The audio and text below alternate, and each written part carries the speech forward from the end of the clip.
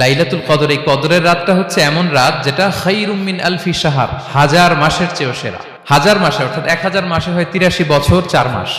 রমাদানের শেষ দশকের বেজর রাত্রিগুলোতে তোমরা কদর তালাশ করো, তাহলে এই কদর সুনিশ্চিত ভাবে তোমরা পাবে। রাসূলুল্লাহ সাল্লাল্লাহু আলাইহি ওয়াসাল্লাম কদরের রাতগুলোতে কি কি ইবাদত করতেন? বিশেষভাবে 5টা কাজ রাসূল সাল্লাল্লাহু আলাইহি ওয়াসাল্লাম এই কদরের রাতে করতেন। 1 নম্বর কাজ হচ্ছে তিনি সারা রাত জেগে ইবাদত করতেন এবং পরিবারের লোকদেরকে ঘুমোতে দিতেন না, উঠিয়ে দিতেন। রমাদান মাস আসলে একটা আশা জাগানিয়া মাস। এই মাস আসলে আমাদের মধ্যে একটা উচ্ছ্বাস তৈরি হয়, একটা আবেগ তৈরি হয়, আমরা হোপফুল হয়ে উঠি। A month of hope. Ramadan কিন্তু আমাদেরকে আশা দেখায়। আমরা যখন রমাদানের বিভিন্ন রহমত বরকতের বর্ণনাগুলো শুনি, আমরা প্রত্যেকে আশাবাদী হয়ে উঠি। এবং বিশ্বাসীদের একটা বৈশিষ্ট্য হচ্ছে সবসময় আশাবাদী হওয়া, হোপলেস না হওয়া। আল্লাহ তাআলা সূরা ইউসুফে বলছেন, লা তাইয়াসু মির রাহিল্লাহ ইন্নাহু লা ইয়াইয়াসু মির রাহিল্লাহি ইল্লাল কওমুল কাফিরুন। তোমরা আল্লাহর রহমত থেকে নিরাশ হয়ে যেও না, তোমরা হোপলেস হয়ে যাও না। আল্লাহর রহমত থেকে নিরাশ শুধু তারাই হয় যারা অবিশ্বাসী, যারা কাফির। সো বিশ্বাসীরা সবসময় আশাবাদী থাকে। তো এই রমাদানুল মুবারক এটা আমাদেরকে সবসময় আশাবাদী করে, আমাদেরকে স্বপ্ন দেখায়, আমাদের হৃদয়ে আশা জাগায়। আমরা যখন রমাদান কেন্দ্রিক কথাগুলো শুনি আমরা উচ্ছ্বসিত হয়ে উঠি। যখন বলা হয় যে এই মাস আসলে একটা নফল করলে ফরজের সমান সওয়াব, তারপর এই মাসে উমরা করলে হজের সমান সওয়াব, তো এটা শুনলে মনের মধ্যে একটা আশা জাগে যে আমাদের আওয়ার রিওয়ার্ডস আর মাল্টিপ্লাইড, আমাদের যে প্রতিদানগুলো দেয়া হচ্ছে নেক কাজের, এটা অনেক বাড়ানো হচ্ছে। তারপর যখন বলা হয় যে এই মাস আসলে জান্নাত খোলা হয়, জাহান্নাম বন্ধ করা হয়, শয়তানকে শেকলবন্দি করা হয়, মনের মধ্যে একটা আশা জাগে আমাদের যে না, বাঁচার একটা আশা ফিরে পেলাম, হয়তো এই দফায় আমি বেঁচে যাব, আমার মুক্তির একটা দিশা মিলবে, হয়তো আল্লাহ তাআলা আমাকে ক্ষমা করবেন এবং এই অপরচুনিটিসগুলো কাজে লাগিয়ে আমি মুক্তি পাবো ইনশাআল্লাহ, একটা আশা জাগে।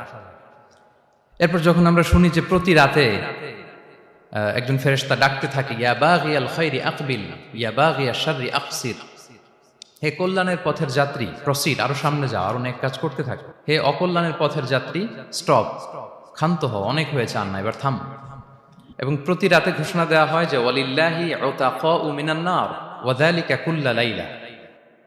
রমজানের প্রতি রাতে অনেক মানুষকে জাহান্নামের আগুন থেকে মুক্তি দেয়া হয়।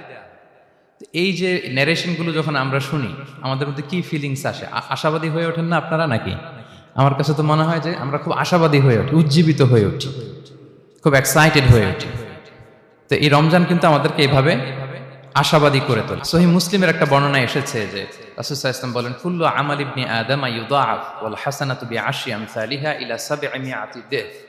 অর্থাৎ বনি আদমের সব নেক কাজের সওয়াব বাড়াতে বাড়াতে 10 গুণ থেকে 100 গুণ থেকে 700 গুণ পর্যন্ত বাড়ানো হয়। আল্লাহ তাআলা বলেন যে ইল্লা সওম, সিয়াম ছাড়া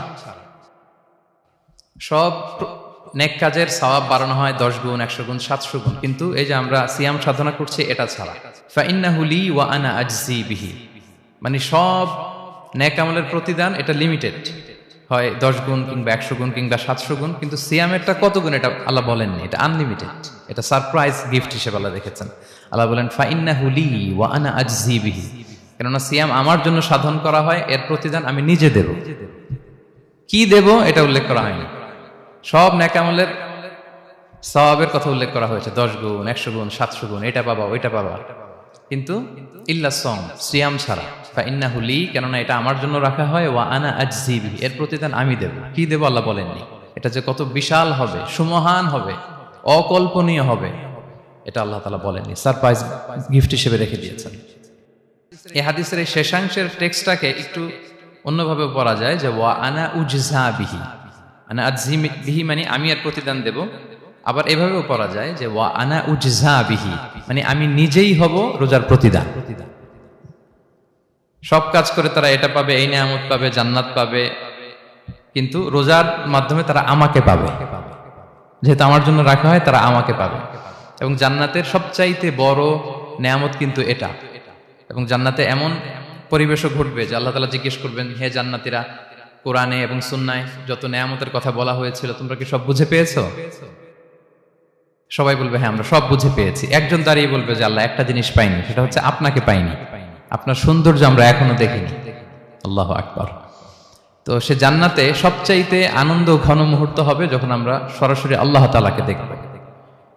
এবং এটা রোজার প্রতিদান হিসেবে আল্লাহ সারপ্রাইজ গিফট হিসেবে রেখে দিয়েছেন। সুবহানাল্লাহ বিহামদি। এই বর্ণনাগুলো শুনলে আপনাদের কেমন লাগে বলেন? একটা আশা জাগে মনের ভিতরে, কি বলেন? It gives us hope, it makes us hopeful. তাহলে রমাদান আমাদেরকে আশাবাদী করে। এরপর রাসূল সাল্লাল্লাহু আলাইহি ওয়াসাল্লাম বলেছেন রোজার জন্য দুইটা খুশি রোজাদারদের জন্য, লিসাইমি ফারহাতুন ইনদা ফিতরি, একটা খুশি যখন সে ইফতার করে, যখন সে ইফতার করে এটা একটা আনন্দ, আসলে কিন্তু অনেক আনন্দ। পৃথিবীর কোনো খাবার দাবারের সাথে ইফতারের তুলনা হয় না। অন্যান্য খাবারের মধ্যে নিয়ে আসা হচ্ছে, আমি সালাদ বানাচ্ছি আবার একটু করে খেয়ে ফেলতেছি, আমি একটা কিছু রান্না করতেছি একটু ট্রাই করতেছি, কিন্তু ইফতারের অ্যারেঞ্জমেন্টটা আলাদা। কেউ ট্রাই করতে পারতেছি না, শুধু আনা হচ্ছে, টেবিলে সাজানো হচ্ছে, রাখা হচ্ছে, দোয়া হচ্ছে, বারবার ঘড়ির দিকে তাকানো হচ্ছে কখন সেই মুহূর্তটা আসবে। আসা মাত্রই বিসমিল্লাহ বলে আমরা মুখে দেই। তো এটার আনন্দটাই আলাদা। এবং রোজা শেষে প্রথম যে খাবারটা আমাদের মুখে লাগে, এটার যে স্বাদ পৃথিবীর অন্য কোনো খাবারের ওই স্বাদ হয় না। অন্য সময় তো আমরা খেজুর খাই, কিন্তু ইফতারের সময় প্রথম যে খেজুরটা আমরা খাই, এটার একটা অন্যরকম তৃপ্তি না? তার মানে জান্নাতের একটা আবহ এখানে। জান্নাতেও এরকম একই রকম খাবার দেওয়া হবে, কিন্তু তৃপ্তি স্বাদ আলাদা। উতুবিহি মুতাশাবিহা। দুনিয়াতে যে আমি ওয়াটারমেলন খাচ্ছি, জান্নাতেও নাকি এটাই দেয়া হবে। তো মানুষ প্রশ্ন করবে যে আল্লাহ এটা তো আমরা খেয়েছি, এটা কেন? আল্লাহ বলে এটা খেয়ে দেখো, এটা ওই রকম না, এটার তৃপ্তি আলাদা, এটার স্বাদ আলাদা। তাহলে এটা একটা আমাদের আনন্দ ইফতারের সময়। আর একটা ফারহাতুন ইনদা লিকাই রাব্বি, যখন আমরা আমাদের রবের সাথে সাক্ষাৎ করব, সেটা অনেক বড় আনন্দের হবে। এবং জান্নাতে ঢোকার অনেকগুলো এন্ট্রি আছে। এই যে আমাদের এখানে কয়েকটা এন্ট্রি আছে। জান্নাতের একটা স্পেশাল এন্ট্রি থাকবে সাইমিনদের জন্য, রোজাদারদের জন্য। ইন্না ফিল জান্নাতি সামানিয়াতু আবওয়াব মিনহা বাব ইউসাম্মা আর-রায়্যান। অনেকগুলো দরজা, একটা দরজা আছে নাম হচ্ছে আর-রায়্যান। লা ইয়াদখুলুহু ইল্লা সাইমুন। রোজাদাররা ছাড়া কেউ এই রায়্যান দিয়ে ঢোকার পারমিশন পাবে না। মান দাখালাহু লাম ইয়াযমা আবাদা। একবার যে সেখান দিয়ে ঢুকবে, চিরকালের জন্য তার গলা থেকে তৃষ্ণা মিটে যাবে। কি আপনারা কি একটু হোপফুল হতে পারছেন নাকি? আশাবাদী হতে পেরেছেন সবাই? তাহলে Ramadan is the month of hope. Ramadan আমাদেরকে আশাবাদী করে। সম্মানিত ভাই এবং বোনেরা, আমরা উজ্জীবিত হয়ে উঠি, আমরা স্বপ্ন দেখি, বাঁচার স্বপ্ন, আমরা মুক্তি পাওয়ার একটা আমরা প্রচেষ্টা পাই এখানে। তাহলে প্রথম কথা হচ্ছে রমাদান আসলে আমাদেরকে আশাবাদী করে তোলে। রমাদান যেমনি ভাবে আমাদেরকে আশাবাদী করে তোলে সম্মানিত দিনী ভাই এবং বোনেরা, এট দ্য সেম টাইম রমাদান কিন্তু আমাদের জন্য অনেক সতর্কতামূলক বাণী উপস্থাপন করে। মানে এটা যেমনি the month of hope, at the same time it is the month of warning. দুইটাই আছে আর কি, চেক এন্ড ব্যালেন্স। এটা যেমনি হোপ জায়গায়, আবার ওয়ার্নিংও আছে। দুইটা ওয়ার্নিং এর হাদিস শুনি। সহিহ বুখারীর বর্ণনা, রাসূল সাল্লাল্লাহু আলাইহি ওয়াসাল্লাম বলেন, মান লাম ইয়াদা কাওলা যুরি ওয়াল আমালা বিহি ফালাইসা লিল্লাহি হাজাতুন আন ইয়াদা তাআমাহু ওয়া শারাবাহু। রোজা রেখে যে ব্যক্তি মিথ্যা কথা, মিথ্যা কাজ মানে পাপ কাজ, অন্যায় কাজ ছাড়তে পারল না, তার না খেয়ে থাকা, না পান করে থাকাতে আল্লাহর কিছু যায় আসে না। তার ওই রোজার আল্লাহর কোনো প্রয়োজন নাই। এটা জাস্ট উপোস, এটা জাস্ট অনাহার, জাস্ট আমি পানি খাইনি, আমি খাবার দাবার গ্রহণ করিনি, দ্যাটস ইট, এতটুকুই। এতে আল্লাহর কিছু যায় আসে না। এটার কোনো সিগনিফিকেন্স আল্লাহ তাআলার কাছে নাই যে রোজাও রাখলো আবার মিথ্যাও বলে, রোজাও রাখলো আবার গীবত করতেছে, রোজাও রাখে অন্যের জন্য অকল্যাণ কামনা করে, রোজাও রাখে খারাপ কাজ করতেছে, নিষিদ্ধ কাজগুলো করতেছে। তাহলে এই রোজা রাখা না রাখার সময় এই রোজায় কোনো ফায়দা নাই। একটা ওয়ার্নিং পাওয়া গেছে না এখানে, যে ওয়ার্নিং, রোজা রেখে সাবধান, কোনো পাপ কাজের সাথে জড়ানো যাবে না। আরেকটা ভয়ঙ্কর ওয়ার্নিং, যেটা বেসিকলি রাসূল সাল্লাল্লাহু আলাইহি ওয়াসাল্লামের পক্ষ থেকে গভীর হুঁশিয়ারি এবং বদদোয়া, বেসিকলি খুবই ভয়ঙ্কর এই বর্ণনাটা। মুসনাদে বাজ্জারে হাদিসটা এসেছে, হাদিসটি হাসান পর্যায়ের হাদিস। জাবির ইবনে সামুরা রাদিয়াল্লাহু তাআলা আনহু বলেন, সাইদান নবী সাল্লাল্লাহু আলাইহি ওয়াসাল্লাম আল মিম্বার, রাসূল সাল্লাল্লাহু আলাইহি ওয়াসাল্লাম মসজিদে নববীর মিম্বারে আরোহণ করলেন। ফাকালা আমিন আমিন আমিন, তিনবার তিনি আমিন বললেন, আমিন আমিন আমিন। ফালাম্মা নাযালা সুইলা আন যালিক, যখন নেমে আসলেন জিজ্ঞেস করা হলো, রাসূল সাল্লাল্লাহু আলাইহি ওয়াসাল্লাম আপনি আমিন আমিন আমিন বললেন, এমন তো করতে দেখি না কখনো, কেন বললেন? ফাকালা, রাসূল সাল্লাল্লাহু আলাইহি ওয়াসাল্লাম বললেন, আতানি জিবরিলু, জিবরাইল একটু আগে আমার কাছে এসেছে। ওয়াকাল, এবং বলেছে, রহিমা আনফুমরিইন আদরাকা রমাদানা ফালাম ইউগফার লাহ, ওই ব্যক্তির ধ্বংস হোক যে রমাদান পেল কিন্তু নিজের জীবনের গুনাহ ক্ষমা করাতে পারল না। কুল আমিন, আমাকে আমিন বলতে বলা হলো। ফাকুলতু আমিন, আমি বললাম আমিন। রহিমা আনফুমরিইন যুকিরতা ইনদাহু ফালাম ইউসাল্লি আলাইহি, যার সামনে হে নবী আপনার নাম উচ্চারণ করা হলো কিন্তু সে আপনার উপর দুরূদ পড়ল না। তার ধ্বংস। আমি বললাম আমিন। রগিমা আনফু রাজুলিন আদরাকা ওয়ালিদাইহি আও আহাদাহুমা ফালাম ইউগফার লাহ, যে ব্যক্তি তার পিতামাতা উভয়কে পেল কিংবা দুজনের একজনকে পেল কিন্তু তাদের সেবা শুশ্রূষা, তাদের প্রতি ইহসান করে, তাদের খেদমত করে সে ক্ষমা পেল না, আল্লাহর পক্ষ থেকে ক্ষমা অর্জন করতে পারলো না, তার জন্য ধ্বংস। আমি বললাম আমিন। সম্মানিত সুধী, রাসূল সাল্লাল্লাহু আলাইহি ওয়াসাল্লামের পক্ষ থেকে বদদোয়া, হুঁশিয়ারি এবং তাদের ধ্বংসের জন্য রাসূল সাল্লাল্লাহু আলাইহি ওয়াসাল্লাম আমিন বলেছেন। কে আমিন বলেছেন বলেন তো সবাই? কে বলেছেন? স্বয়ং রাসূলুল্লাহ সাল্লাল্লাহু আলাইহি ওয়াসাল্লাম বলেছেন আমিন। রগিমা আনফু ইমরিইন আদরাকা রমাদানা ফালাম ইউগফার লাহ, ওই ব্যক্তির ধ্বংস যে রমাদান পেল কিন্তু নিজের গুনাহ ক্ষমা করাতে পারল না। এবার কি একটু ভয় লাগতেছে? এতক্ষণ তো খুব হোপফুল ছিলাম আমরা, এখন কেমন মনে হচ্ছে আপনাদের বলেন? রমাদান পেলাম কিন্তু মুক্তি নিশ্চিত করতে পারলাম না, ক্ষমাপ্রাপ্ত বান্দাদের যে লিস্ট ওখানে নিজের নাম তুলতে পারলাম না, তাদের জন্য ধ্বংস। এবং এই বদদোয়া করে স্বয়ং রাসূলুল্লাহ সাল্লাল্লাহু আলাইহি ওয়াসাল্লাম বলেছেন আমিন। তো এই দোয়া তো সুনিশ্চিতভাবে আল্লাহ তাআলার কাছে কবুল। এই ব্যাপারটা কিন্তু খুবই ভয়ঙ্কর। It's a reminder for me and for all of you. আমরা যেন আমাদের প্রত্যেক কাজের মধ্য দিয়ে রমাদানে এটা ভাবি যে আমি ক্ষমাপ্রাপ্ত বান্দাদের অন্তর্ভুক্ত হতে পারলাম কিনা, এই রমাদানে ইবাদতের মধ্য দিয়ে আমি আল্লাহর ক্ষমা, মুক্তি, জাহান্নাম থেকে মুক্তি নিশ্চিত করতে পারলাম কিনা, এটা কিন্তু আমাদেরকে বারবার খেয়াল রাখতে হবে। তাই রমাদান যেমনি আমাদেরকে হোপফুল বানায়, আশা দেখায়, সম্ভাবনার মাস, আশা জাগা নিয়ে মাস, at the same time this is the month of warning. এটা কিন্তু সতর্কতার মাস, সতর্কতা বাণী প্রদান করেছেন বিষ্ণু ইসলাম। রমাদান পেয়ে যারা ক্ষমা পেল না তাদের জন্য ধ্বংস। আল্লাহ তাআলা যেন আমাদেরকে ওই কাতারে না ফেলে। আল্লাহুম্মা জাআলনা মিন উতাকাইকা মিনান নার ফি শাহরি রমাদান, আল্লাহুম্মা আমিন। যারা ক্ষমাপ্রাপ্ত বান্দা হবে আমরা যেন তাদের অন্তর্ভুক্ত হতে পারি, আল্লাহ তুমি কবুল করো। আমরা সবাই পড়ি আমিন। পাশাপাশি সম্মানিত সুধী, আমাদের মুহতারাম ইউসুফ স্যার খুব সুন্দর করে, খুব সংক্ষেপে তাকওয়ার ব্যাপারে বলছিলেন। আসলে এই রমাদানে আমাদের সব ইবাদতের মধ্য দিয়ে এটা আমাদেরকে খেয়াল করতে হবে যে আমাদের রোজার মূল উদ্দেশ্যটা হাসিল হচ্ছে কিনা, দ্য প্রাইম অবজেক্টিভ, যেটা আল্লাহ আয়াতের শেষাংশে বলেছেন লাআল্লাকুম তাত্তাকুন, যাতে করে তোমরা আল্লাহ সচেতন হতে পারো, গড কনশাস হতে পারো। এটা হচ্ছে দ্য প্রাইম অবজেক্টিভ অফ সিয়াম। অনেকে বলে যে রোজার মূল উদ্দেশ্য হচ্ছে না খেয়ে থাকা, মানে ক্ষুধার যন্ত্রণা উপলব্ধি করা। No, it's not the prime objective of সিয়াম। অনেকে মনে করে যে গরিবদের কেমন কষ্ট হচ্ছে এটা উপলব্ধি করা হচ্ছে রোজার মূল উদ্দেশ্য। এরকম অনেক উদ্দেশ্যের কথা বলে, এগুলো একটাও কিন্তু রোজার প্রাইম অবজেক্টিভ না। প্রাইম অবজেক্টিভ আল্লাহ তাআলা বলে দিয়েছেন লাআল্লাকুম তাত্তাকুন, মানে যাতে করে তোমরা আল্লাহ ভীরু হতে পারো। সো আমাদের সিয়াম, কিয়াম, আমাদের সমস্ত প্রচেষ্টার মধ্য দিয়ে এই লাআল্লাকুম তাত্তাকুন অ্যাচিভ হচ্ছে কিনা এটা আমাদেরকে খেয়াল করতে হবে। যদি অ্যাচিভ হয়, so we are on the right track, তাহলে আমরা রাইট ট্র্যাকে আছে। আর যদি দেখেন যে না, এই লাআল্লাকুম তাত্তাকুন এ সামথিং, মানে এখানে কোনো একটা সমস্যা হয়ে যাচ্ছে, লাআল্লাকুম তাত্তাকুন এই যে প্রাইম অবজেক্টিভটা, এটা হচ্ছে না আমার, আল্লাহ সচেতনতা আসতেছে না, মানে Allah is watching me, to enhance the sense that he is watching us. এই সেন্সটা নিজেদের মধ্যে ডেভেলপ করা যে কেউ না দেখলো আল্লাহ কিন্তু দেখে। এই চিন্তাটা, এই সেন্সটা যদি আমাদের মধ্যে ডেভেলপ করে প্রতিনিয়ত আমাদের প্রত্যেকটা কাজের মধ্য দিয়ে, তাহলে এভরিথিং ইজ ফাইন। আর যদি মনে হয় যে না লাআল্লাকুম তাত্তাকুন অ্যাচিভ হচ্ছে না, তাহলে আমাদেরকে একটু রিভাইজ করতে হবে। 17টা রমাদান আমরা কাটিয়েছি, আমাদের যদি লাআল্লাকুম তাত্তাকুন অ্যাচিভ না হয়, আল্লাহর ভয়, আল্লাহর সচেতনতা, তাহলে আমাদেরকে নতুন করে আবার ভাবতে হবে প্রিয় সুধী। এবং এই সিয়াম আমাদেরকে সংযমী বানায়, সংযত বানায়, মানে আমরা যেন আমাদের ডিজায়ারের উপর কন্ট্রোল করতে পারি, এটা আমাদেরকে শিখায়, যেটা বছরের অন্য মাসে হয় না। অন্যান্য মাসগুলোতে আমাদের প্রবৃত্তি আমাদের উপর জিতে, আর এই রমাদানে আমরা প্রবৃত্তির উপরে জিতি। We control on our desire.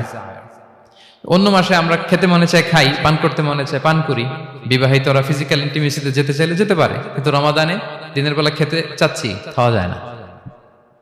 পান করতে মনে চায়, খুবই তৃষ্ণার্ত, নো, করা যাবে না।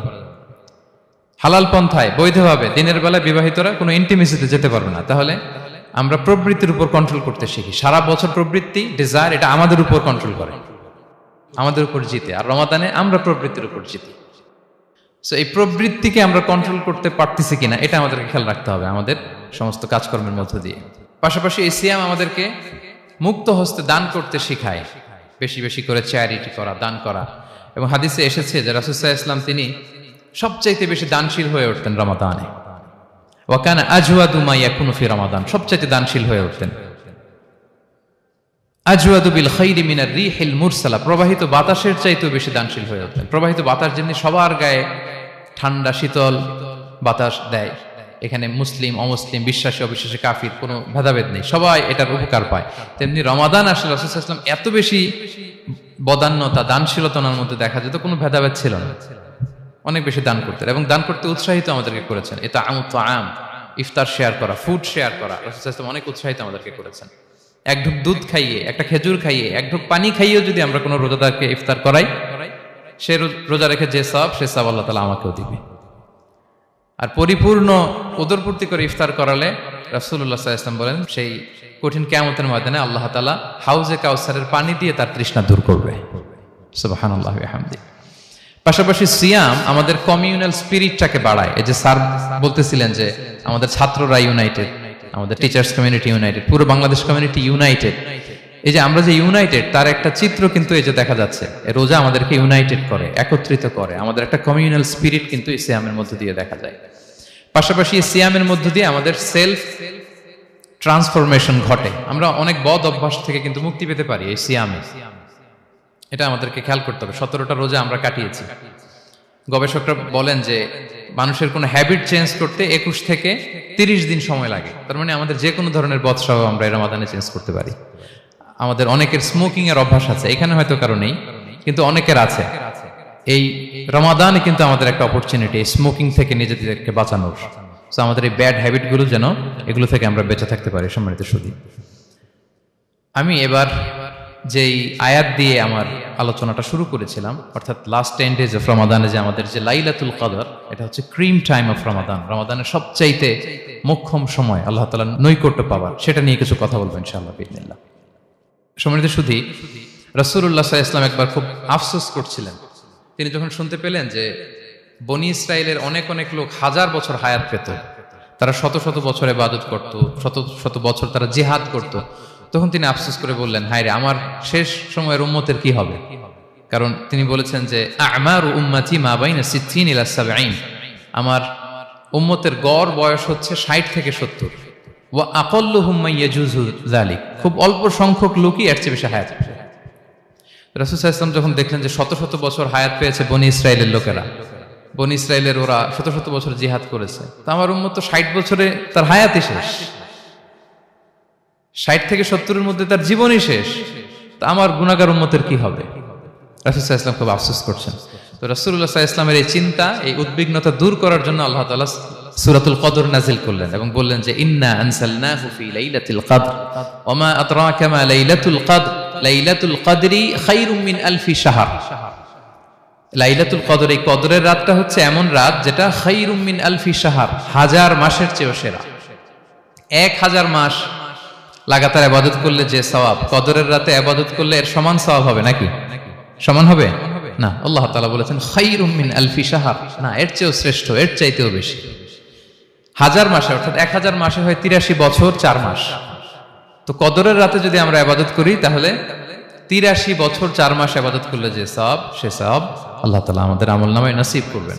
তো আমরা যেন এই কদরের রহমত বরকত থেকে যেন আমরা বঞ্চিত না হই। তো রাসূল সাল্লাল্লাহু আলাইহি ওয়াসাল্লামকে সান্ত্বনা দেওয়ার জন্য যে, হে নবী, আপনি চিন্তিত হবেন না, বনি ইসরাইলের অনেক লোক হাজার বছর হায়াত পেয়েছে, শত শত বছর ইবাদত করেছে, জিহাদ করেছে, তারা হায়াত পেয়েছে বেশি, কিন্তু তারা কদর পায়নি। আর আপনার উম্মতকে আমি হায়াত দিয়েছি কম, কিন্তু তাদেরকে কদর দিয়েছি। সুবহানাল্লাহি ওয়া বিহামদিহি, লাইলাতুল কদর দিয়েছি, যে কদরের রাত 1000 মাসের চেয়েও সেরা। তো এই কদরের রাতকে আবার লাইলাতুন মুবারাকাও বলা হয়েছে। ইন্না আনসালনাহু ফি লাইলাতিন মুবারাকা, এটা বরকতময় রাত। ফিহা ইউফরাকু কুল্লু আমরিন হাকিম, সব বিজ্ঞচিত প্রাজ্ঞচিত বিষয়ের ফয়সালা হয়। এটা বেসিক্যালি একটা বাজেট রাত বলা যায়। এ রাতে আগামী 1 বছরে আমাদের কি ঘটবে না ঘটবে আল্লাহ তাআলা এটার বাজেট করেন, এটাকে রিভাইজ করেন। সো এই রাতটা অনেক গুরুত্বপূর্ণ। তো এই কদরের রাত, এটা কবে? এটা স্পেসিফিক ছিল, মানে সুনির্দিষ্ট ছিল। রাসূল সাল্লাল্লাহু আলাইহি ওয়াসাল্লাম আমাদেরকে জানাতে চেয়েছিলেন কবে, কিন্তু রাসূল সাল্লাল্লাহু আলাইহি ওয়াসাল্লাম জানাতে পারেননি। সহিহ বুখারীতে এসেছে যে রাসূল সাল্লাল্লাহু আলাইহি ওয়াসাল্লাম খারাজান নবী সাল্লাল্লাহু আলাইহি ওয়াসাল্লাম লিয়ুখবিরানা বিলাইলাতিল কদর। উবাদা ইবনে সামিত রাদিয়াল্লাহু তাআলা আনহু বলেন, রাসূল সাল্লাল্লাহু আলাইহি ওয়াসাল্লাম আমাদেরকে জানাতে বের হয়েছিলেন যে কবে কদরের রাতটা। ফাতালাহা রাজুলান মিনাল মুসলিমিন, হঠাৎ মুসলমানদের মধ্য থেকে 2 জন ঝগড়া লাগলো, তর্ক লাগলো আর কি। রাসূল সাল্লাল্লাহু আলাইহি ওয়াসাল্লাম হঠাৎ করে ওই ঝগড়ার দিকে খেয়াল করলেন। ওইদিকে খেয়াল করে ওই তারিখটার কথা তিনি ভুলে গেলেন। ফারুফিআত, রাসূল সাল্লাল্লাহু আলাইহি ওয়াসাল্লাম বললেন আমার হৃদয় থেকে, অন্তঃকরণ থেকে এটাকে উঠিয়ে নেওয়া হলো।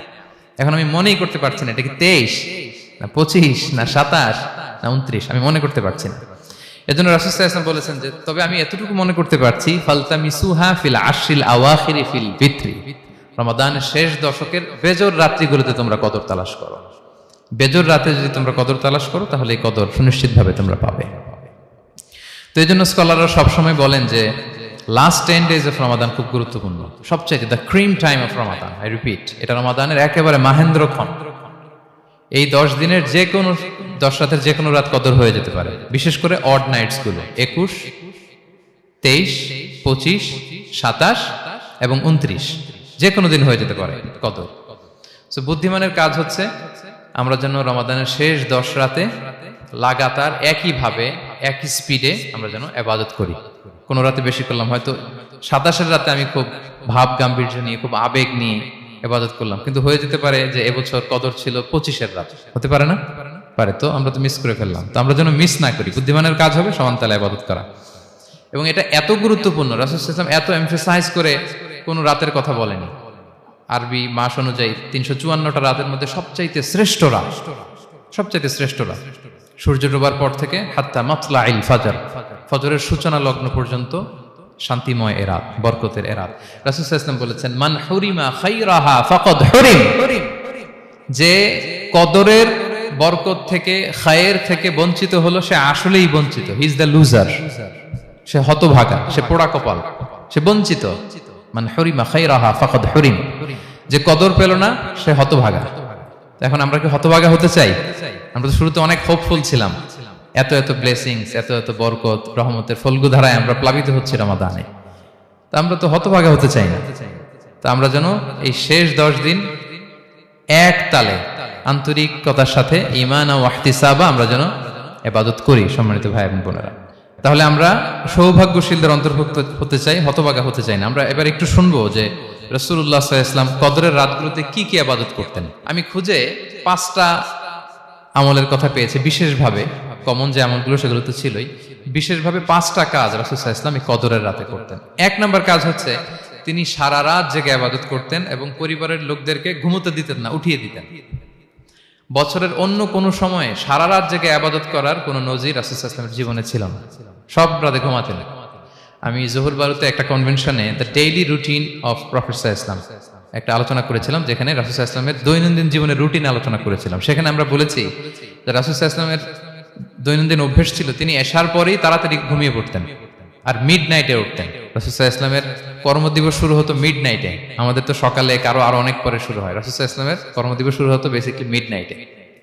এশার পরে কথাবার্তা না বলে আগে ঘুমোতে যেতেন, মিড নাইটে উঠতেন, কিন্তু ঘুমাতেন, ঘুম ছাড়া রাত কাটাতেন না। সারা বছরের এটা ছিল যে এশার পর পরে ঘুমোতে যেতেন, except the last 10 days of Ramadan. রমাদানের শেষ 10 রাতে রাসূল সাল্লাল্লাহু আলাইহি ওয়াসাল্লাম ঘুমাতেন না। এই 10 দিনের ব্যাপারেই পাওয়া যায় সারা রাত জেগে তিনি ইবাদত করতেন।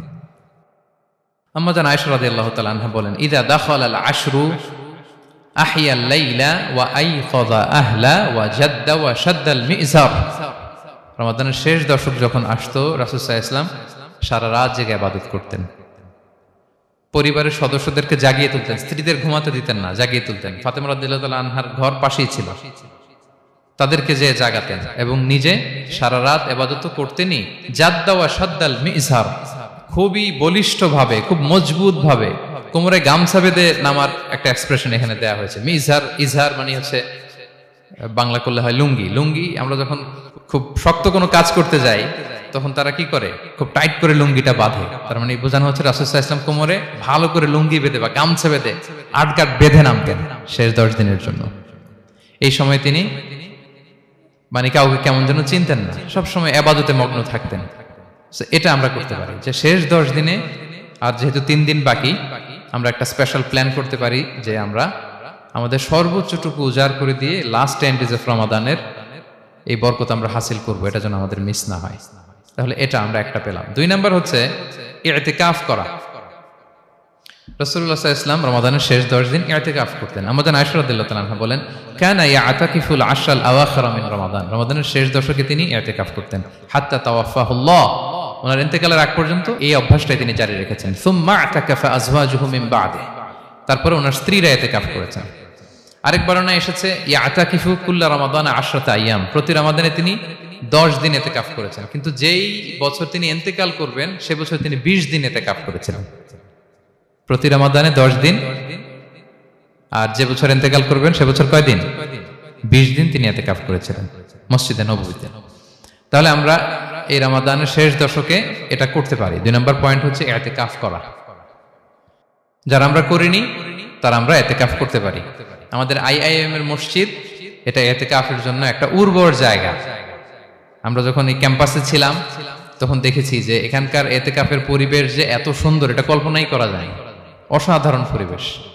আপনি যদি ইতিকাফ নাও করেন, রাত 2টা বা 3টার দিকে সেন্ট্রাল মস্কে এসে বসে থাকলেও হবে। রাত 2টা 3টার দিকে এসে বসে থাকলে দেখবেন যে কেউ সেজদায় পড়ে কান্না করতেছে, কেউ হালাকা করতেছে, কেউ তাসবিহ পড়তেছে, কেউ কোরআন তেলাওয়াত করতেছে। মানে এত সুন্দর পরিবেশ, ওটা দেখলেই আপনার ইবাদত করতে মন চাইবে। তো আমরা যেন ইতিকাফ করার চেষ্টা করি। ইতিকাফ করতে না পারলে শেষ দশকের রাতগুলো যেন মসজিদে কাটানোর চেষ্টা করি, তা না পারলেও বাসায় যেন এই রাতগুলো আমরা মিস না করি। বিশেষ করে সেন্ট্রাল মস্কে তো অসাধারণ পরিবেশ, এটা হাইলি রেকমেন্ডেড। ইফ পসিবল আপনারা আসবেন, এখানে ইবাদতের চমৎকার পরিবেশ থাকে। 3 নাম্বার হচ্ছে রাসূল সাল্লাল্লাহু আলাইহি ওয়াসাল্লাম এবং জিবরাইল আলাইহিস সালাম যৌথভাবে কোরআন রিভিশন করতেন। খুব ইন্টারেস্টিং। সারা বছর যেটা নাজিল হতো, রমাদানে জিবরাইল আলাইহিস সালাম রাসূল সাল্লাল্লাহু আলাইহি ওয়াসাল্লামকে শোনাতেন, রাসূল সাল্লাল্লাহু আলাইহি ওয়াসাল্লাম আবার জিবরাইল আলাইহিস সালামকে শোনাতেন। সহিহ বুখারীর বর্ণনা, কানা জিবরিলু ইয়ালকাহু ফি কুল্লি লাইলাতিন মিন রমাদান ফায়ুদারিসুহুল কুরআন। প্রতি রমাদানের প্রতি রাতে এসে রাসূল সাল্লাল্লাহু আলাইহি ওয়াসাল্লামের সাথে কোরআন মুদারাসা করতেন। সহিহ মুসলিমের বর্ণনায়, আন্না জিবরিল কানা ইউআরিদুহু বিল কুরআন কুল্লা আমিন মাররা। প্রতি বছর রমাদানে একবার শোনাতেন বা শুনিয়েছেন। যে বছর তিনি ইন্তেকাল করবেন তিনি 2 বার শুনিয়েছিলেন। আরাদা ইউআরিদু, মানে এটা ফ্রম বোথ সাইড। আরবি শব্দটা এমন যে জিবরাইল আলাইহিস সালাম শোনাতেন, এরপর রাসূল সাল্লাল্লাহু আলাইহি ওয়াসাল্লাম জিবরাইল আলাইহিস সালামকে শোনাতেন। কোরআন রিভিশন করা। তো এই শেষ দশকের রাতগুলোতে আমরা যেন বেশি বেশি কোরআন পড়ি। কোরআন তেলাওয়াত, কোরআনিক রিসাইটেশন হতে পারে, কোরআনের অর্থ পড়া হতে পারে, তাদাব্বুরে কোরআন হতে পারে, কোরআনের হালাকায় জয়েন করা হতে পারে। ইন ইটস এনি ফর্ম আমরা যেন কোরআনের সাথে অ্যাটাচমেন্টটা বাড়াই লাস্ট 10 ডেজ অফ রমাদানে। 4 নাম্বার, কিয়ামুল লাইল করা। রাসূল সাল্লাল্লাহু আলাইহি ওয়াসাল্লাম কিয়ামুল লাইল করতেন। এবং কিয়ামুল লাইল শব্দটাকে রাসূল সাল্লাল্লাহু আলাইহি ওয়াসাল্লাম কদরের সাথে জুড়ে দিয়েছেন। সহিহ বুখারীর বর্ণনায় তিনি বলেছেন, মান কামা লাইলাতাল কদরি ঈমানা ওয়া ইহতিসাবা গুফিরা লাহু মা তাকাদ্দামা মিন যামবি। কদরের রাতে যে কিয়ামুল লাইল করে বিশ্বাস নিয়ে এবং নাজাতের প্রত্যাশা নিয়ে, তার পূর্বের সমস্ত গুনাহ আল্লাহ তাআলা ক্ষমা করে দিবেন। তাহলে কিয়ামুল লাইলটা রাসূল সাল্লাল্লাহু আলাইহি ওয়াসাল্লাম বিশেষভাবে কদরের রাতের সাথে সম্পৃক্ত করেছেন। আমরা যেন প্রতি রাতে কিয়ামুল লাইল করি, লম্বা সময় যেন দাঁড়িয়ে থাকি, লম্বা সময় কোরআনিক রিসাইটেশন করি দাঁড়িয়ে থেকে, লম্বা সময় রুকু, লম্বা সময় সিজদা, স্পেশালি সিজদা। আখরাবু মা ইয়াকুনুল আবদু মির রাব্বিহি ওয়া হুয়া সাজিদ ফাআকসিরু ফিহি দুআ। বান্দা যখন সিজদায় থাকে আল্লাহ সবচেয়ে কাছে থাকে। তো আমরা তো আল্লাহর সবচেয়ে কাছে যেতে চাই এই ক্রিম টাইমটাতে, কি বলেন? আমরা যেন লম্বা সময় সিজদাতে থাকি। কিন্তু আমাদের অনেকের যেটা হয়, নামাজে তাড়াহুড়ো, অনেকের সব ব্যস্ততা যখন নামাজে দাঁড়াই এরকম হয়ে যায়। রাসূল সাল্লাল্লাহু আলাইহি ওয়াসাল্লামের সালাত যদি আমরা খেয়াল করি, বিশেষ করে কিয়ামুল লাইলে এত যে সুন্দর ছিল। আম্মাজান আয়েশা রাদিয়াল্লাহু তাআলা আনহাকে জিজ্ঞেস করা হয়েছিল যে, হে আম্মাজান, রাসূল সাল্লাল্লাহু আলাইহি ওয়াসাল্লামের কিয়ামুল লাইল কেমন ছিল, কিভাবে কিয়ামুল লাইল করতেন? আম্মাজান আয়েশা, দেখেন ওনার এক্সপ্রেশনটা কত সুন্দর। তিনি বলেছেন, ফালা তাসআল আন হুসনিহিন্না ওয়া তুলিহিন্না। রাসূল সাল্লাল্লাহু আলাইহি ওয়াসাল্লামের কিয়াম যে কত সুন্দর ছিল, কত লম্বা ছিল, আমায় জিজ্ঞেস করো না, আমি বলতে পারবো না। আমরা অনেক সময় যখন খুব বেশি চমৎকার কিছু হয় তো আমরা কি বলি, ভাই এত সুন্দর ছিল, আমি বোঝাতে পারবো না। এরকম বলি না যে এত অসাধারণ, আমি বলে বোঝাতে পারবো না। বাংলাতেও কিন্তু আমরা বলি এত চমৎকার, বলে বোঝাতে পারবো না, শব্দের বুননে, ভাষার বুননে আমি ফুটিয়ে তুলতে পারবো না। তো আমাদের আয়েশা এটাই বলেছিলেন, ফালা তাসআল আন হুসনিহিন্না ওয়া তুলিহিন্না। রাসূল সাল্লাল্লাহু আলাইহি ওয়াসাল্লামের রাতের নামাজ কিয়ামুল লাইল যে কত সুন্দর ছিল, কত দীর্ঘ ছিল, লম্বা ছিল, আমায় জিজ্ঞেস করো না, আমি বলে বোঝাতে পারবো না। সুবহানাল্লাহি ওয়া বিহামদিহি। আমরা যেন লম্বা সময় কিয়ামুল লাইল করি। আমাদের আয়েশা রাদিয়াল্লাহু তাআলা আনহা আরো বলেন, কানা ইয়াকুমু মিনাল লাইলি হাত্তা তাতাফাত্তারা কদামা। এত দীর্ঘ সময় দাঁড়িয়ে থাকতেন, থাকতে থাকতে ওনার পা ফুলে যেত, পা দুটো ফুলে যেত। আপনিও দীর্ঘ সময় দাঁড়িয়ে দেখেন যে পায়ে ঝিম ধরে যাবে, পা ফুলে যাবে, এটা করতেন রাসূল সাল্লাল্লাহু আলাইহি ওয়াসাল্লাম। তো আম্মাজান আয়েশা বলেন, ইয়া রাসূলুল্লাহ লিমা তাসনাউ হাযা ওয়া ক্বাদ গুফিরা লাকা মা তাকাদ্দামা মিন যামবিকা মা তাআখার। আপনি এত কষ্ট কেন সহ্য করেন নিজের দেহের উপরে? আপনার তো আগের পরের সব গুনাহই মাফ। আদতে তো রাসূল সাল্লাল্লাহু আলাইহি ওয়াসাল্লামের গুনাহই নেই, তিনি নিষ্পাপ। এত কষ্ট কেন করেন? আপনার আগের পরের সবই তো মাফ করে দেয়া হয়েছে, কেন করেন? রাসূল সাল্লাল্লাহু আলাইহি ওয়াসাল্লাম উত্তর করেছেন, আফালা উহিব্বু আন আকুনা আবদান শাকুরা। আয়েশা, আমি কি শুকরগুজার বান্দা হতে পছন্দ করব না? আল্লাহ তাআলা আমাকে তার রহম এবং করমে সব মাফ করে দিয়েছেন, কিন্তু আমি কি শুকরগুজার হব না? আমি কি আমার রোলটা প্লে করব না? আমি কি নিজেকে সঁপে দেব না আল্লাহ তাআলার কাছে জায়নামাজে? তো এটা ছিল সংক্ষেপে রাসূল সাল্লাল্লাহু আলাইহি ওয়াসাল্লামের কিয়ামুল লাইলের ধরন। এভাবে তিনি দীর্ঘ সময় কিয়ামুল লাইল করতেন। আমরা যেন এটা করি। সেন্ট্রাল মস্কে কিয়ামুল লাইল এবছরও নিশ্চয়ই হচ্ছে, আমরা যেন অংশগ্রহণ করি। 5 নম্বরে রাসূল সাল্লাল্লাহু আলাইহি ওয়াসাল্লাম দোয়া করতেন। এই কদরের রাতগুলোতে খুব বেশি বেশি দোয়া করতেন। দোয়া নিয়ে আমরা একটা জুমার খুতবা দিয়েছিলাম, সেখানে আমরা বলেছিলাম যে দোয়া হতে হবে খুব আন্তরিক দোয়া, রোবোটিক দোয়া যেন না হয়। আপনার আবেগ, ভালোবাসা, মনের মাধুরী মিশিয়ে, চোখের পানি মিশিয়ে, অশ্রু সিক্ত করে এই দোয়াটা করতে হবে, তাহলে সে দোয়া আল্লাহর কাছে কবুল হবে। আমরা যেন আমাদের ভাব, আবেগ সব ঢেলে দিতে পারি আমাদের দোয়াতে, আমাদের সিজদায়, আমাদের কিয়ামুল লাইলে। এবং যে কোনো ভাষায় কোরআনিক দোয়াগুলো রেকমেন্ডেড, হাদিসের মাসুরগুলো রেকমেন্ডেড। তাছাড়া আপনার নিজের ভাষায় আপনার কি চাওয়া, আপনার কি আকাঙ্ক্ষা, আপনার মনের কষ্ট, যাতনা সবকিছু আপনি আল্লাহ তাআলার কাছে পেশ করুন। এবং আম্মা জান আয়েশা জিজ্ঞেস করেছিলেন, ইয়া রাসূলুল্লাহ, আমি যদি কদর পেয়ে যাই আমি কি বলবো এ রাতে? মা আদউ, কি দোয়া করব? রাসূল সাল্লাল্লাহু আলাইহি ওয়াসাল্লাম বললেন, তাকুলিন, আয়েশা তুমি বলবে, আল্লাহুম্মা ইন্নাকা আফুউন তুহিব্বুল আফওয়া ফাআফু আন্নী। আয়েশা তুমি যদি কদরের রাত পেয়ে যাও এটা বলবে, হে আল্লাহ আপনি ক্ষমাশীল, আল্লাহ আপনি ক্ষমাকে পছন্দ করেন, আল্লাহ তাই আপনি আমায় ক্ষমা করেন। হে আল্লাহ আপনি ক্ষমাশীল, আপনি ক্ষমাকে পছন্দ করেন, আল্লাহ আপনি আমাকে ক্ষমা করেন। এই দোয়াটা আমরা যেন বেশি বেশি করি। আমার সাথে সাথে সবাই একটু পড়ুন মেহেরবানি করে, আল্লাহুম্মা ইন্নাকা আফুউন তুহিব্বুল আফওয়া ফাআফু আন্নী। আল্লাহুম্মা ইন্নাকা আফুউন তুহিব্বুল আফওয়া ফাআফু আন্নী। হে আল্লাহ আপনি ক্ষমাশীল, আপনি ক্ষমা করাকে পছন্দ করেন, আল্লাহ আমাকে ক্ষমা করেন। আমরা আমাদের নিজেদের ভাষায় অনেক দোয়া করতে পারবো, কিন্তু রাসূল সাল্লাল্লাহু আলাইহি ওয়াসাল্লামের শেখানো দোয়াগুলো এটা হচ্ছে মানে very precise in wording but comprehensive in meaning. এটার অর্থ, এটার আবেদন এটা অনেক বেশি। আমি অনেক 10টা-20টা বাক্য বলে এত সুন্দর কথা মিলাতে পারবো না। রাসূল সাল্লাল্লাহু আলাইহি ওয়াসাল্লাম যেটা শিখিয়ে দিয়েছেন, আগে আল্লাহর প্রশংসা করলাম, আল্লাহ আপনি ক্ষমাশীল, আবারও প্রশংসা, আল্লাহ আপনি তো ক্ষমা করাকে পছন্দ করেন। যেটা আপনি পছন্দ করেন না ওইটা তো চাচ্ছি না, যেটা আপনার পছন্দ, যেটা আপনি করতে ভালোবাসেন, গাফিরিয যামবি ওয়া কাবিলিত তাওব, আপনি ক্ষমা করাকে পছন্দ করেন, তওবা কবুলকে আপনি পছন্দ করেন, তো সেটাই তো চাচ্ছি আপনার কাছে, আপনি আমার তওবা কবুল করুন, আল্লাহ আপনি আমাকে ক্ষমা করুন। সো এই দোয়াটা প্রত্যেক রাতে যেন আমরা বেশি বেশি করি সম্মানিত সুধী। এবং এই যে রিমাইন্ডারগুলো শুনলাম, এটা রমাদানের পরেও যেন আমরা অব্যাহত রাখি। আমরা নাম দিয়েছি যে gear up for a great Ramadan. আমাদের ইবাদতের যে ধারাবাহিকতা, এই গতিটাকে আরেকটু গিয়ার আপ করা, আরেকটু পুশ করা, নিজেকে আরেকটু এক্সট্রা ড্রাইভ দেওয়া। এই শেষ মুহূর্তে মাত্র 13টি দিন আমাদের হাতে আছে, আমরা যেন আরেকটু এফোর্ট দেই, আমরা যেন আরেকটু ড্রাইভ দেই, যাতে করে আমরা আল্লাহ তাআলার আরো নিকটবর্তী হতে পারি। এবং এই রমাদানে আমরা যা শিখলাম, যেটা করলাম, এটার ইম্প্যাক্ট যেন রমাদানের পরেও আমাদের মধ্যে থাকে। আমাদের অনেকের এটা হয় যে রমাদানে আবেগে অনেক আলোচনা শুনে, ক্ষমার মাস এটা জেনে এত ইবাদত, রমাদান নাই ইবাদতও নাই, এরকম হয়ে যায়। এটা যেন না হয়, বরং এটার একটা পরশ যেন আমাদের হোল দ্য ইয়ার লং থাকে। আরব শায়েখরা বলেন যে কুন রব্বানি লা তাকুন রমাদানি, রব্বানি হও, রমাদানি হও না। মানে রমাদান আসছে, তুমি রমাদান কেন্দ্রিক ইবাদত নিয়ে অনেক উচ্ছ্বাস, কিন্তু রমাদান শেষ ইবাদত শেষ, এমনটা যেন না হয়। রমাদানের পরেও সে মেহেরবান আল্লাহ তাআলা কিন্তু আমাদের জন্য আছেন। তিনি প্রতি রাতে শেষ রাতে নেমে আসেন, এসে ডাকতে থাকেন, কার ক্ষমা লাগবে ক্ষমা চাও, ক্ষমা করব। কে বিপদে পড়েছ বলো, আমি উদ্ধার করব। তো তিনি আরশের উপর থেকে প্রথম আসমানে নেমে আসলেন দেওয়ার জন্য। আমি ঘুম থেকে জাগতে পারলাম না, নেয়ার জন্য। এটা হইল প্রাইম মিনিস্টার আনোয়ার ইব্রাহিম আমাকে একটা অ্যাওয়ার্ড দিবে, লেটস সে হোটেল ইন্টারকন্টিনেন্টাল, উনি এসে বসে আছে, বাট আমি যেতে পারি নাই।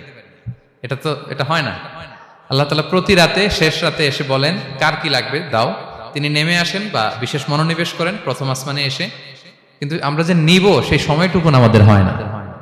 আমরা এতটা গাফেল যেন না হই, আমরা যেন একটু পুশ করি। বড় কিছু পেতে হলে নিজেকে পুশ করতে হয়, এক্সট্রা একটা ড্রাইভ দিতে হয়। সম্মানিত শুধু 17টা দিন কি করলাম একটু রিভাইজ করি, যোগ বিয়োগ করি নিজের সাথে নিজে, যে প্ল্যানটা নিয়ে রমাদান শুরু করলাম ওইরকম কিয়ামুল লাইল করতে পারলাম কিনা, ওইরকম চ্যারিটি করতে পারলাম কিনা, রেসাইটেশন করতে পারলাম কিনা, একটু যেন নিজের সাথে নিজে বোঝাপড়া করি, একটু যেন রিভাইজ করি এবং নিজেকে যেন একটু পুশ করি। সম্মানিত শুধু এই ছিল সংক্ষিপ্ত আলোচনা। আমি 30 সেকেন্ডসে পুরো আলোচনাটা আবার একটু যারা পরে এসেছেন একটু রিভাইজ করে নেই। আমি শুরুতে এভাবে শুরু করেছিলাম যে রমাদান এটা হচ্ছে it's a month of hope, এটা আশা জাগা নিয়ে একটা মাস। এই মাসের যে রহমত বরকতের যত যত হাদিস কোরআনের আয়াতগুলো আমরা বলেছি, এগুলো শুনলে আমাদের মধ্যে একটা আশা জাগে, আশাবাদী হয়ে উঠি যে আমার এই মাস আমার মুক্তির মাস, আমি মুক্তি পাবো।